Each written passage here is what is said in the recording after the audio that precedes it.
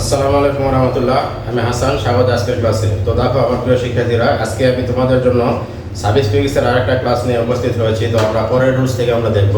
তো দেখো এখানে কি বলছে, রুলস 12তে বলছে যে কিছু কিছু ওয়ার্ড, মানে কিছু কিছু ওয়ার্ড আছে, সেগুলো কি কি?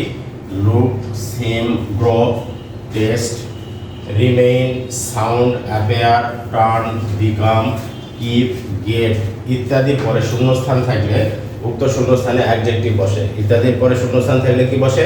উক্ত শূন্যস্থানে অ্যাডজেক্টিভ বসে। তো ওয়ার্ডগুলো কি কি? Look, seem, grow, taste, remain, sound, appear, turn, become, keep, get ইত্যাদি। এইগুলোর পরে যদি কখনো শূন্যস্থান থাকে তাহলে সেখানে শূন্যস্থানে কি বসবে? অ্যাডজেক্টিভ বসবে। একটা উদাহরণ দেখি এখানে, even the oceans are getting, even the oceans are getting, তাহলে এখানে কি আছে? গেট আছে। তাহলে এরপরে কি দেখলাম আমরা? এখানে শূন্যস্থানে এখানে ব্র্যাকেটের মধ্যে পলিউশন দেওয়া আছে, ব্র্যাকেটের মধ্যে কি দেওয়া আছে? পলিউশন দেওয়া আছে। তাহলে আমরা এখানে কি ব্যবহার করব? আমরা অ্যাডজেক্টিভ ব্যবহার করব। অ্যাডজেক্টিভ ব্যবহার হলে পলিউশনের অ্যাডজেক্টিভ আমরা কি ব্যবহার করব? পলিউটেড। তাহলে কি হলো?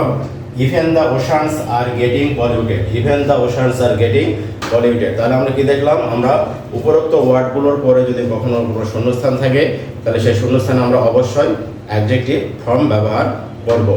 পরের রুলসে কি বলছে এখানে?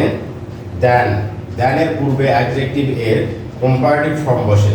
যদি আমরা কোনো সেন্টেন্সের ভিতরে দ্যানের পূর্বে যদি কখনো আমরা কোনো শূন্যস্থান যদি পাই তাহলে সেখানে অবশ্যই অ্যাডজেক্টিভ বসাবো এবং অ্যাডজেক্টিভের কম্পারেটিভ ফর্ম বসবে। অ্যাডজেক্টিভের কম্পারেটিভ ফর্ম আমরা ব্যবহার করব।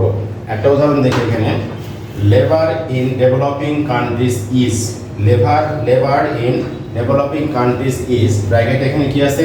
চিপ আছে। তারপর এখানে আছে কি? Than in the advanced ones. এক কথায় এখানে আমরা কি দেখতেছি? তাহলে এখানে দ্যানের পূর্বে শূন্যস্থান আছে। তাহলে দ্যানের পূর্বে শূন্যস্থান থাকলে কি হবে? আমরা শূন্যস্থানে কি বসাবো? অ্যাডজেক্টিভের কম্পারেটিভ ফর্ম। যার কারণে এখানে আমরা কি ব্যবহার করছি? চিপার ব্যবহার করছি। কি ব্যবহার করছি?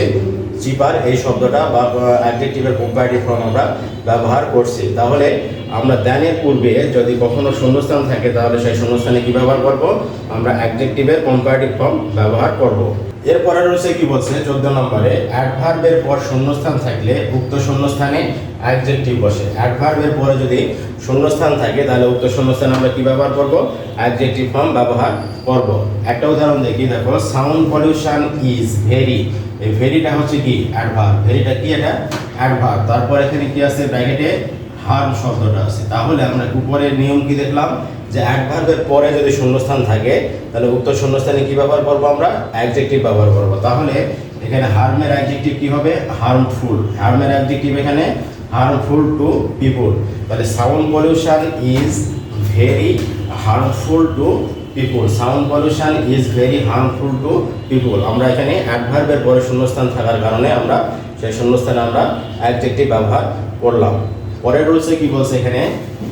বাক্যের সাহায্যকারী ভার্ব ও মেইন ভার্ব এর মাঝখানে শূন্যস্থান থাকলে উক্ত শূন্যস্থানে অ্যাডভার্ব বসে।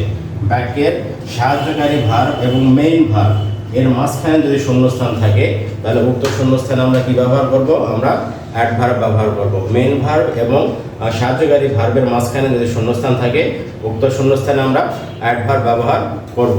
একটা উদাহরণ দেখি এখানে, financial supports are not, financial supports are not, এটা হচ্ছে সাহায্যকারী ভার্ব। এখানে আর ব্যবহার করা আছে, সাহায্যকারী ভার্ব আর ব্যবহার করা আছে। তারপর এখানে ব্র্যাকেটের মধ্যে ইকুয়াল শব্দটা আছে। তারপর এখানে মূল ভার্ব আছে প্রোভাইডেড, মূল ভার্ব কি আছে? প্রোভাইডেড। তাহলে এখানে সাহায্যকারী ভার্ব এবং মূল ভার্ব এর মাঝখানে কি আছে?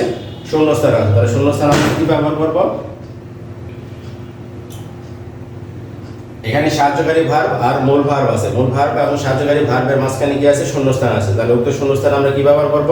আমরা অ্যাডভার্ব ব্যবহার করব। উক্ত শূন্যস্থানে আমরা অ্যাডভার্ব ব্যবহার করব। তাহলে financial supports are not equally provided according to recognition. তাহলে এখানে আমরা কি দেখলাম? যে সাহায্যকারী ভার্ব এবং মূল ভার্বের মাঝখানে যদি আমরা কখনো শূন্যস্থান যদি পাই তাহলে উক্ত শূন্যস্থানে অবশ্যই আমরা অ্যাডভার্ব ব্যবহার করব।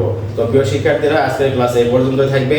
তোমরা আমার এই ক্লাসটাকে লাইক, শেয়ার, কমেন্ট করবে এবং আগামী ক্লাসটা পাওয়ার জন্য তোমরা আমার অবশ্যই পেজটাকে ফলো দিয়ে রাখবে।